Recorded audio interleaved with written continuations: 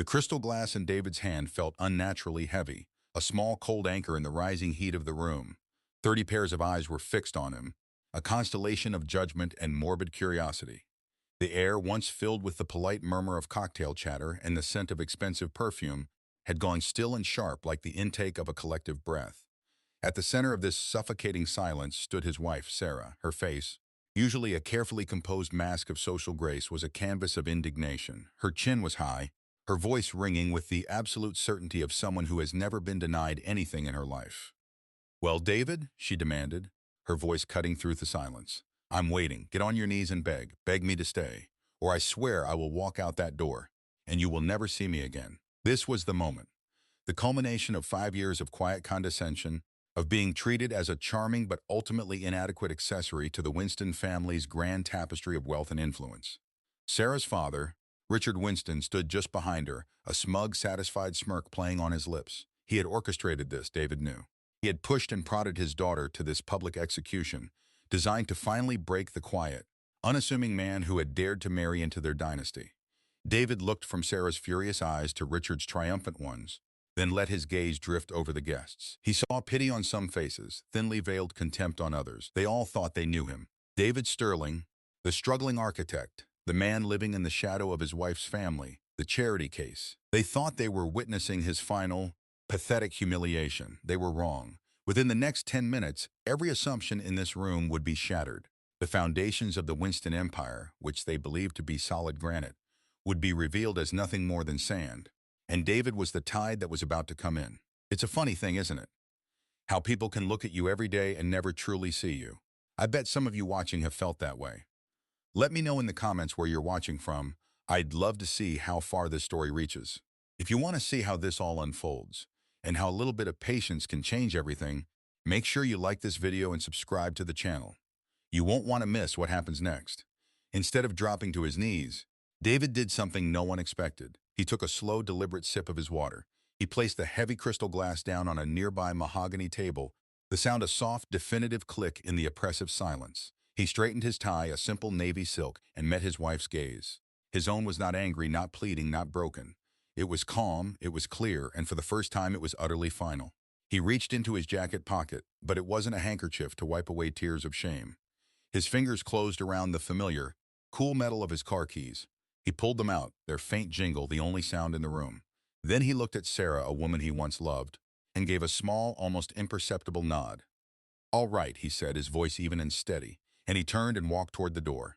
The path to that moment had been paved with 1,000 small cuts, each one administered with the casual cruelty of people who believed themselves to be superior in every way. David had met Sarah at a university gala. He was there on an architectural scholarship, the quiet, intense student whose designs were already winning minor awards.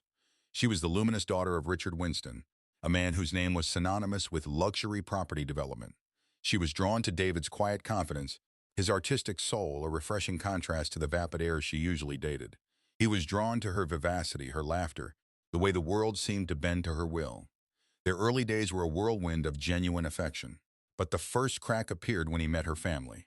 The Winston home was less a house and more a monument to Richard's ego. It was a sprawling, neoclassical mansion that stood on a hill overlooking the city, a place of cold marble, cavernous rooms, and oil paintings of stern-faced ancestors. Richard Winston had greeted him with a handshake that felt more like a test of strength and an appraising look that cataloged David's off-the-rack, suit and sensible shoes in a single dismissive glance. "An architect," Richard had said, the words dripping with condescension. He gestured vaguely at the grand cathedral-like ceiling of his foyer. "I use architects. They're very useful. Tell me, David, do you do houses like this, or just little extensions for dentists?" David had simply smiled. "I focus more on sustainable urban design, commercial spaces, community projects." Richard had laughed, a short barking sound. "A philanthropist. There's no money in that, son. You'll learn." From then on, that was his role, the well-meaning but financially naive project Sarah had taken on. Her mother, Eleanor, a woman who had long ago sublimated her own personality into a reflection of her husband's, would offer him passive-aggressive advice. "It must be so difficult, David, trying to make a name for yourself." Richard was already on his third major development at your age. But then, not everyone has his drive. Sarah, to her credit, had defended him at first, but the constant, corrosive drip of her family's disapproval began to wear her down. She loved David, but she was a product of her environment. Status was the air she breathed. She started making suggestions. Daddy could give you a job, darling. You could start in the design department. It would be a real leg up for you. I have a job, Sarah, he would reply gently. I'm a junior partner at my firm. Yes, but it's a small firm. Think of the prestige of working for Winston Developments. He never took the offer. He knew it wasn't a job, it was a leash. It was a way for Richard to control him, to turn him into another sycophant in his orbit. His refusal was seen not as a mark of integrity, but as a sign of foolish pride. The narrative was set. David was difficult. David was ungrateful. David didn't appreciate the golden opportunity he'd been given. The wedding was a Winston production. David's family, a quiet, middle-class couple from a small town, were treated with polite, icy condescension, seated at a table near the kitchens, while Richard's business partners held court at the head table. During his speech, Richard had toasted to Sarah and to the young man she has so generously taken under her wing. The insult was cloaked in the language of benevolence, a tactic at which Richard was a master. Living together, the pressure intensified. They lived in an apartment purchased by Richard as a wedding gift. It was beautiful, located in a desirable part of the city, and it was another chain around David's neck. Don't worry about the mortgage. Richard had boomed, consider it a loan. You can pay me back when your little projects finally take off. The implication was clear. Never. David carried a worn brown leather portfolio with him to and from work each day. It was scuffed at the corners, the leather softened with age. To Sarah and her family, it was a symbol of his smallness. Oh, David, still carrying that shabby old thing? Sarah would say, a wrinkle of distaste on her nose. Let me buy you a proper briefcase, something from Italy. Richard once picked it up, weighing it in his hand. Not much in here, he'd commented. A few sketches of bus shelters and public libraries, I imagine. They had no idea what was inside. It didn't contain sketches of bus shelters. It contained the blueprints of his life. The real one he kept hidden from them. It held contracts, financial statements, and the deed to a holding company he'd established years ago. A company that had been quietly, methodically, and brilliantly investing in commercial real estate. The very real estate that Richard Winston now considered the bedrock of his own empire. They thought the portfolio was a symbol of his failure. In truth, it was the ledger of their downfall. He carried it every day as a reminder of who he really was, and a reminder of the quiet promise he had made to himself that he would endure this humiliation only as long as his love for Sarah outweighed their contempt for him. That balance was beginning to shift. The foundations were cracking, and the quiet architect was about to become the demolition man.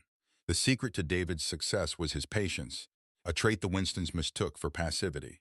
While Richard built his empire on flashy, high-risk luxury condos and leveraged debt, David had taken a different approach.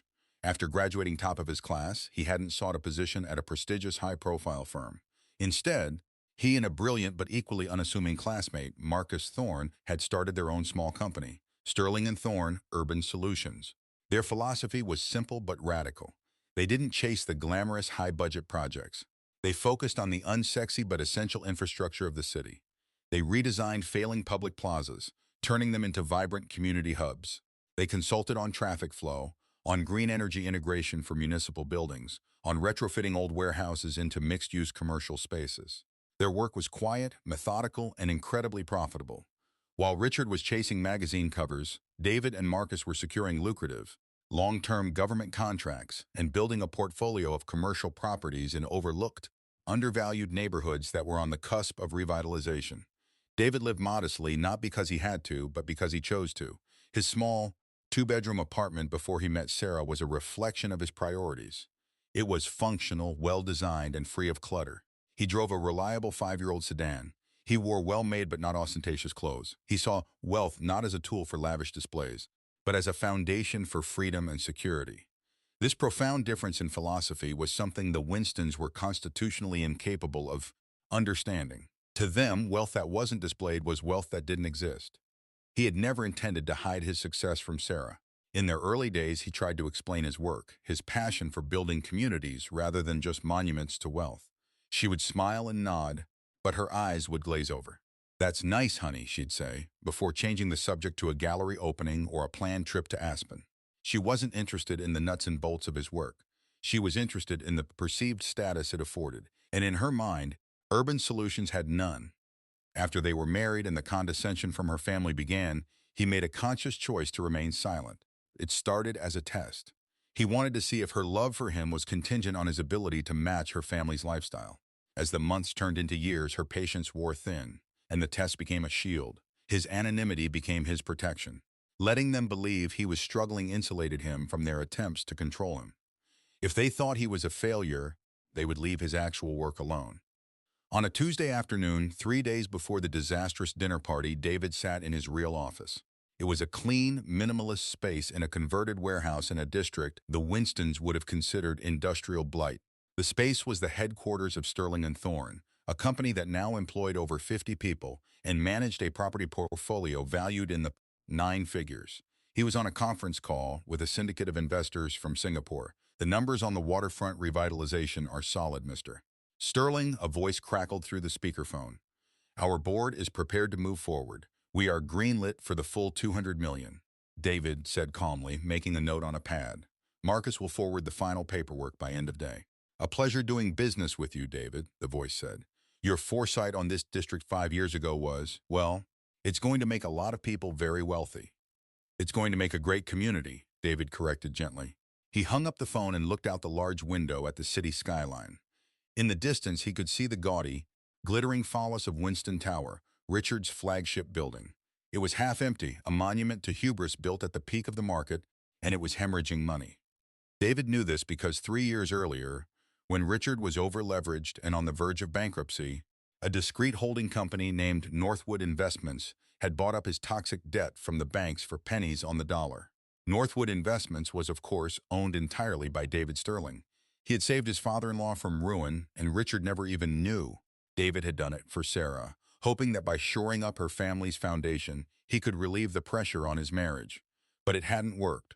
The Winstons, believing they had weathered the storm through their own genius, had only grown more arrogant.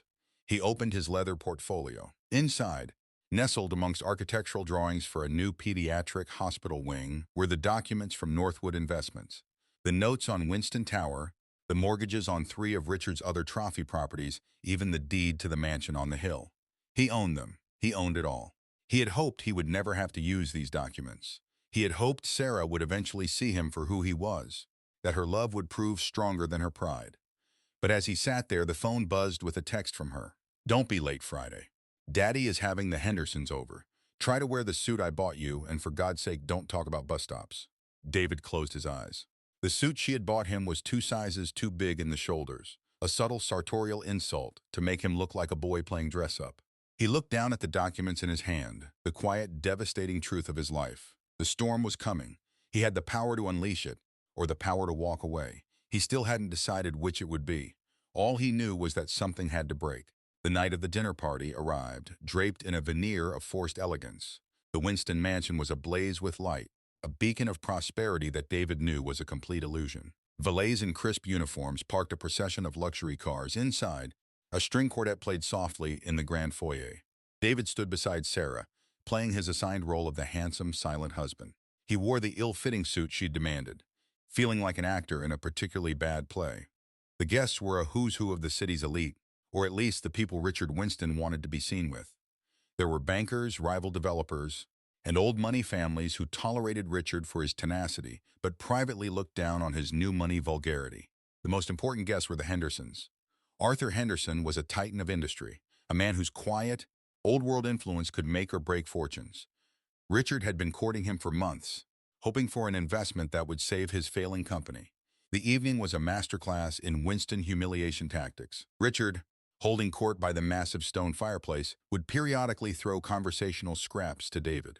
David, here is an architect, he announced to Arthur Henderson, clapping David on the shoulder a little too hard. He has some very idealistic notions about public spaces. A bit of a dreamer. Arthur Henderson, a man with shrewd, intelligent eyes, looked at David. Is that so? What kind of projects are you working on, son? Before David could answer, Sarah cut in with a tinkling, artificial laugh. Oh, darling, let's not bore Mr. Henderson. David's work is very niche. She steered the conversation back to a recent charity auction, leaving David standing alone, dismissed. The pattern repeated itself throughout the evening. He was asked to fetch drinks. He was spoken over. At one point, Eleanor Winston pulled him aside with a look of feigned concern. David, dear, she whispered, you seem so quiet tonight. Please, try to mingle. You don't want people to think you're not enjoying yourself. It reflects poorly on Sarah. The final straw came during dinner. They were seated at a long, polished dining table laden with silver and crystal. Richard, at the head of the table, stood to make a toast. He raised his glass, a self-satisfied gleam in his eye. To friends, to family, and to ambition, he began, his voice booming. It takes a certain kind of man to build something lasting in this world. A man who isn't afraid of risk, who isn't afraid to think big. He paused and let his gaze fall pointedly on David.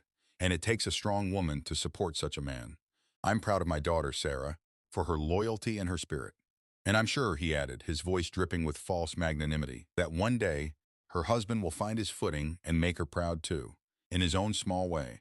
A wave of uncomfortable silence washed over the table. It was a direct, brutal, and public insult. David felt the heat rise in his cheeks, not of embarrassment but of a cold, clarifying anger. He looked at Sarah, expecting, hoping for some defense. A glare at her father, a supportive hand on his arm, anything. Instead, she just smiled wanly, raising her glass to her father's toast. She was complicit. In that moment, something inside David, a hope he hadn't even realized he was still holding, finally died. He remained silent, his expression unreadable. He ate his meal, his movements precise and controlled. The quiet before the storm. After dinner, the guests mingled in the drawing room. It was then that Sarah, emboldened by her father's public endorsement and frustrated by David's stoic silence, decided to press her advantage. She cornered him by the French doors that led to the terrace. "I am so embarrassed, David," she hissed, her voice low and furious. "You just sat there. You let my father say that, and you did nothing. You made me look weak." "What would you have me do, Sarah?" he asked, his voice dangerously quiet. "Cause a scene? Challenge your father to a duel on the lawn? You could have defended yourself. You could have shown some ambition, some fire, but you never do. You just accept it. You accept being small." Her frustration, fueled by years of her family's poison, was boiling over. "I can't do this anymore. I need a husband who is my equal, not my project. I need a partner, not a passenger." The argument escalated quickly, her voice rising in volume until it attracted the attention of the other guests. People began to turn, conversations faltering. Richard, seeing his chance to deliver the coup de grace, strode over, placing a proprietary arm around his daughter. "What's the problem here?" he asked, though he knew perfectly well. "The problem," Sarah declared, her voice now ringing through the suddenly silent room, "is that I have given 5 years of my life to a man who refuses to try, a man who is content to be nothing." She turned her full attention to David, her eyes flashing. This was it. The public execution. "I am giving you one last chance. Prove to me, to everyone here, that you want this, that you want me. Get on your knees and beg me to stay. Or I swear I will walk out that door and you will never see me again." The room held its breath. Richard's smirk was wide and predatory. He had won. Sarah stood, defiant, waiting for the groveling she felt was her due. They were all waiting for the broken man to finally shatter. The silence stretched thick and heavy. David looked at Sarah, the woman he had once cherished, and saw a stranger. He saw a hollow person, shaped by her father's arrogance and her own fear of insignificance. The love he had held for her was gone, replaced by a profound and weary sadness. This wasn't a negotiation, it was a demand for his soul, and it was a price he was no longer willing to pay. He did not break, he did not plead. He simply stood taller. The ill-fitting suit suddenly seemed irrelevant. His quiet demeanor no longer read as weakness, but as an unnerving stillness. He met the gaze of his triumphant father-in-law. "Is this what you want, Richard?" David asked, his voice calm and clear, easily carrying across the silent room. "You want to see me on my knees before your daughter?" "I want to see you act like a man who appreciates what he has," Richard retorted, puffing out his chest. "You married into a world you could only dream of. A little gratitude is the least you can show." "Gratitude," David repeated, the word tasting like ash. He let his eyes scan the room, pausing for a moment on the intrigued face of Arthur Henderson, the one man Richard desperately needed to impress. "Let's talk about gratitude." He took a small step forward, not with aggression, but with the quiet authority of a man about to take control. "Sarah, you say I'm content to be nothing. You say I have no ambition." He shook his head slowly. "You see, that's your mistake, your family's mistake. You measure a man's worth by the noise he makes, by the size of his house, by the label on his suit. You've never once thought to measure him by his actions, especially the ones you can't see." Sarah's confidence began to waver, a flicker of uncertainty in her eyes at this unexpected response. "What are you talking about?" David ignored her, his attention now fixed on Richard. "For 5 years I have listened to you mock my work. You've called my firm a little hobby. You've called me a dreamer with no grasp of the real world." He paused. "Richard, what would you say is your most valuable asset? Your crown jewel?" Richard scoffed, thrown off balance by the bizarre turn of the conversation. "Winston Tower, obviously. The finest building in this city. Winston Tower." David said with a nod. A beautiful building, poorly timed, massively over-leveraged, but beautiful. He then turned his gaze to Arthur Henderson. Mr. Henderson, you're a savvy investor. You know that a building like that, with a commercial occupancy rate of less than 40%, isn't an asset. It's an anchor. A very, very expensive anchor. A murmur went through the room. Richard's face paled slightly. This was confidential information. How dare you, he sputtered. You have no idea what you're talking about. Oh, I think I do, David said. He reached into the inside pocket of his jacket. But instead of his keys this time, his hand emerged with his phone. He tapped the screen a few times and then held it up. 3 years ago, Winston Developments was on the verge of insolvency. The banks were calling in your loans on the tower. You were days away from bankruptcy. But then, a miracle happened. A private equity firm, Northwood Investments, stepped in and bought your debt, all of it. They restructured the terms, gave you a lifeline. Isn't that right? Richard was speechless. His face had gone from red to a ghastly white. He looked like he'd been punched. David continued, his voice relentless but still unnervingly calm. You've spent the last 3 years telling everyone you weathered the storm through. Sheer genius. The truth is, you were saved. You've been paying your quarterly interest payments not to a bank, Richard, but to Northwood Investments. He took another step, closing the distance between them. He lowered his voice, but in the dead, silent room, it felt like a shout. And I, he said, tapping his own chest, am Northwood Investments. The quiet bomb had landed. For a moment there was nothing, no sound, no movement. It was as if the world had stopped spinning. The collective shock in the room was a physical force, a wave of stunned disbelief. Sarah's mouth was slightly agape, her eyes wide with incomprehension. Richard stared at David, his face a mask of utter devastation, the smugness wiped clean away, replaced by the dawning horror of a man realizing he's been playing checkers against a grandmaster of chess. Then, a single clear voice broke the silence. It was Arthur Henderson. He let out a low whistle. Northwood Investments, he said, a look of profound respect on his face. I've heard of them. They've made some of the smartest, quietest moves in the market over the last few years. The waterfront revitalization project, that's them, isn't it? David finally turned his full attention to the older man, giving him a small, respectful nod. My partner and I believe in that project, yes. Sterling is the architectural lead. The name of his firm, the one Richard had so often mocked, now hung in the air with newfound weight. Sterling and Thorne, Northwood Investments. The pieces were clicking into place in everyone's mind, forming a picture so radically different from the one they had held just minutes before that. It was staggering. The struggling architect, the charity case, was a phantom. In his place stood a quiet titan, a man of immense and hidden power. Sarah finally found her voice, a choked, desperate whisper. David, what does this mean? It means, David said, turning back to her, his face now etched with a deep, sorrowful resolve, that for the last 3 years I have owned your father's debt. It means that the mortgage on this house, the house you grew up in, is held by my company. It means that the beautiful apartment you and I live in wasn't a generous gift from your father. It was paid for in cash by me, though the deed remained in his name to save his pride. It means that the entire foundation of the life you value so much, the status you hold so dear, has been held up by the small, unambitious man you just tried to publicly humiliate. He let that sink in. He could see the calculations flickering in her eyes, the shock, the denial, and then the terrifying, dawning realization of what she had just done. She had not pushed a weak man off a ledge. She had demanded the master of the castle surrender its keys, not knowing he already owned the entire kingdom. Richard finally collapsed into a nearby armchair, his face ashen. He looked 20 years older.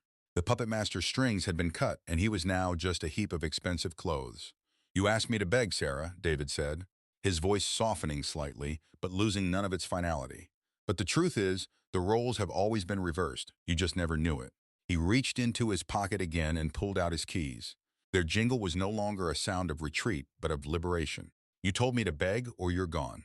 You gave me a choice. He looked at her, at the ruins of their marriage standing between them in the silent, crowded room. I'm choosing. He turned, and this time no one stood in his way.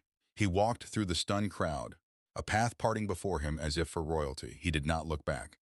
As his hand closed on the large, ornate handle of the front door, Sarah's voice, shredded with panic, finally cried out, David, wait, please. He paused, his back still to the room. Please don't go, she begged, the word he was supposed to have uttered now falling from her lips. We can't talk about this. I didn't understand. David stood there for a long moment, the weight of 5 years pressing down on him.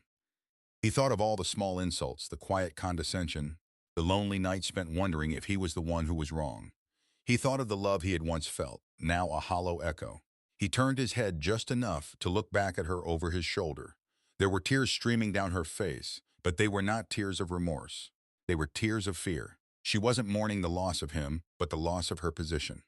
"You're right, Sarah," he said, his voice devoid of anger, filled only with a profound finality. "You didn't understand, and you never will." He opened the door and walked out into the cool night air, leaving the wreckage of the Winston dynasty behind him in a silent gilded cage. The click of the closing door was the loudest sound he had ever heard. It was the sound of freedom. The immediate aftermath was a study in chaos and disintegration. The moment the door clicked shut behind David, the spell of decorum shattered. The guests, who had been frozen in a state of suspended disbelief, erupted into a flurry of hushed, urgent whispers. They avoided looking at Richard, who remained slumped in his chair like a deposed king, or at Sarah, who stood frozen in the middle of the room, her tear-streaked face a mask of horror. Arthur Henderson, a man who valued discretion and strength above all else, was the first to leave. He walked over to Richard not to offer condolences, but to deliver a quiet final verdict. "You're a fool, Richard," he said, his voice low but audible to those nearby. "You had a prince in your house and you treated him like a pauper. I suspect you'll be hearing from my lawyers about the Henderson partnership. We're pulling out." He gave a curt nod and was gone, his departure signaling a mass exodus. No one wanted to be associated with a sinking ship. Within 15 minutes, the grand drawing room was empty, save for the three remaining Winstons, standing amidst the debris of their own making. Sarah was the first to break. A gut-wrenching sob tore from her throat. "What have I done?" she wailed, turning on her father. "This is your fault. You pushed me. You told me he was nothing. You told me to break him." Richard flinched as if struck. For the first time in his life, he had no blustering response, no arrogant retort. He simply stared into the dead fireplace, the reflection in the brass fender showing a broken, terrified old man. "I didn't know," he mumbled, the words weak and useless.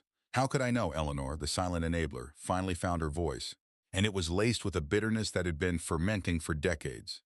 "Because you never looked, Richard," she snapped, her voice trembling with a fury he had never witnessed. "You never saw him. You only saw that he wasn't you. He was quiet, so you thought he was weak. He was humble, so you thought he was poor. You were so busy admiring your own reflection, you never bothered to see the man my daughter married." She turned to Sarah, her expression hardening. "And you are your father's daughter. You chose the glitter over the gold. I hope you're happy with your inheritance." With that, she swept out of the room, leaving father and daughter alone in the cavernous silence. Meanwhile, David drove. He didn't know where he was going at first. He just drove through the city streets, the windows down, the night air cool on his face. He felt light. The immense weight of the charade he had been maintaining for years was gone. There was no anger, no thirst for revenge, just a clean, quiet sense of release. He drove past the glowing edifices of his own projects, the community centers and the revitalized commercial blocks, buildings that were alive with light and purpose. He drove until he found himself in front of a sleek modern building of dark glass and steel he knew intimately. He parked his modest sedan in the reserved spot in the underground garage, took the private elevator up, and stepped out into his home. His real home. It was a penthouse apartment that occupied the entire top floor, a space he had designed himself. It wasn't opulent like the Winston Mansion. It was a masterpiece of minimalist design, with clean lines, warm woods, and floor-to-ceiling windows that offered a breathtaking 270-degree view of the city. Winston Tower was visible in the distance, a gaudy trinket in a panoramic jewel box. This was his sanctuary, the place he came to think, to work, to be himself. Sarah had never seen it. She didn't even know it existed. His phone began to buzz incessantly, a cascade of texts and missed calls from Sarah. "David, please come back. We need to talk. I'm so sorry. I was wrong. I love you. My father is a mess. You can't do this to us. Please answer me, David. I'm begging you." The irony was not lost on him. He looked at her name on the screen, then simply turned the phone off and placed it on the granite countertop. He walked over to the vast window and looked out at the city he had helped to shape. He had spent years hiding his light under a bushel for the sake of a love that turned out to be conditional. He would not hide anymore. The quiet architect was done being quiet. The days that followed were a slow, methodical dismantling of the Winston fallacy. As promised, Arthur Henderson's lawyers sent a letter formally dissolving the nascent partnership, a move that sent shockwaves through the financial community. Rumors began to circulate about the precarious state of Winston developments. Creditors who had been placated by the association with Henderson began to get nervous. The calls to Richard's office started, polite at first, then increasingly firm. David, through his lawyers, acted with precision, not malice. There was no vengeful foreclosure, no public humiliation. That wasn't his style. Instead, a letter was sent to Richard from Northwood Investments.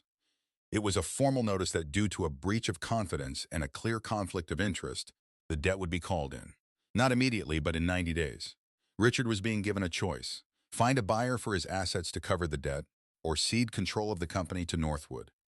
It was a business decision, delivered in cold, legal language, but for Richard, it was a death sentence. He tried to fight it.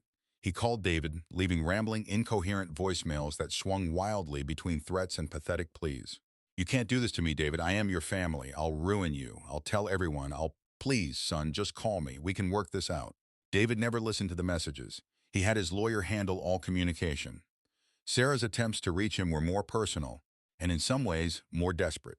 She showed up at the apartment Richard had bought them, finding it empty. A simple letter on the kitchen counter informed her that the lease was paid for the next 6 months, and she was welcome to stay until she found other arrangements. She went to his old, small office, the one she thought was his only place of work, and found it shuttered, a for lease sign in the window. She was adrift, cut off from the source of the power she had taken for granted. Finally, through a private investigator, she found the address of the Sterling and Thorne headquarters. She appeared in the lobby one afternoon, unannounced, her usual impeccable appearance slightly frayed. She demanded to see David. The receptionist, a calm professional woman, politely informed her that Mr. Sterling was in a meeting and could not be disturbed. "I am his wife," Sarah insisted, her voice cracking. "I'm aware of who you are, Mrs. Winston Sterling," the receptionist replied coolly. "My instructions stand. Mr. Sterling will not see you." Defeated, Sarah waited in the lobby for 2 hours, watching the quiet, efficient hum of the company David had built. She saw architects and engineers, men and women of all ages, moving with purpose and respect. They would occasionally greet her with polite, curious nods. They all knew who she was. The story of the dinner party had become a quiet legend in the firm, a testament to their boss's incredible restraint. For Sarah, sitting there, it was a slow, agonizing immersion in the reality she had refused to see. This was David's world. It was real, it was successful, it was impressive, and she had no place in it. When David finally emerged from his meeting, walking alongside Marcus Thorne, he saw her.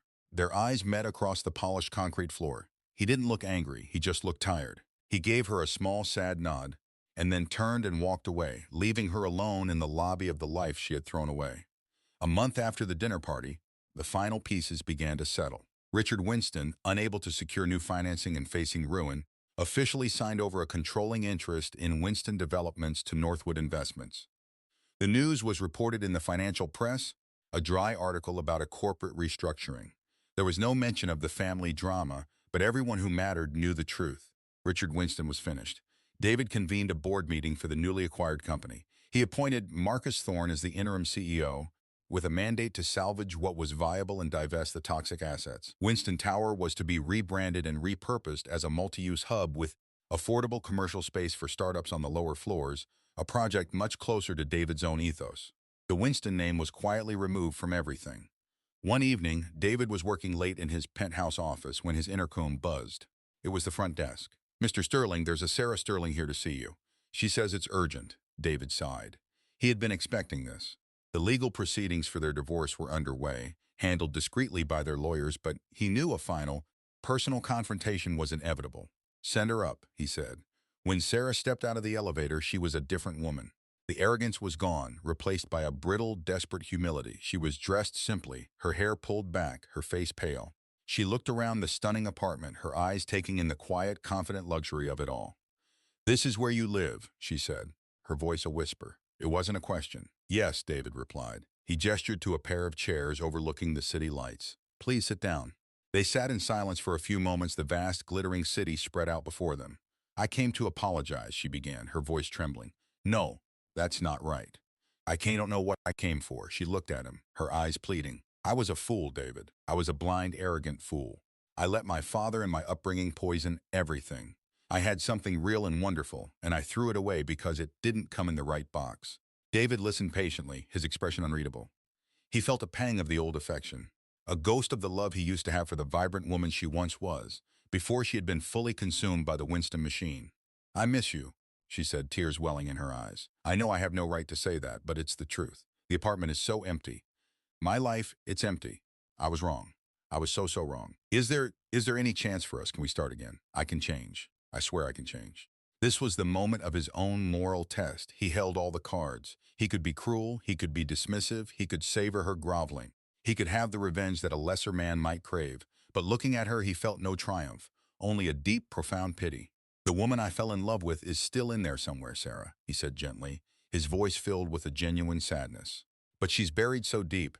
I don't think even you know how to find her. Maybe this is your chance to do that. But you have to do it for yourself, not for me. He leaned forward. You can't change for me. It wouldn't be real. And I can't go back. The trust is broken.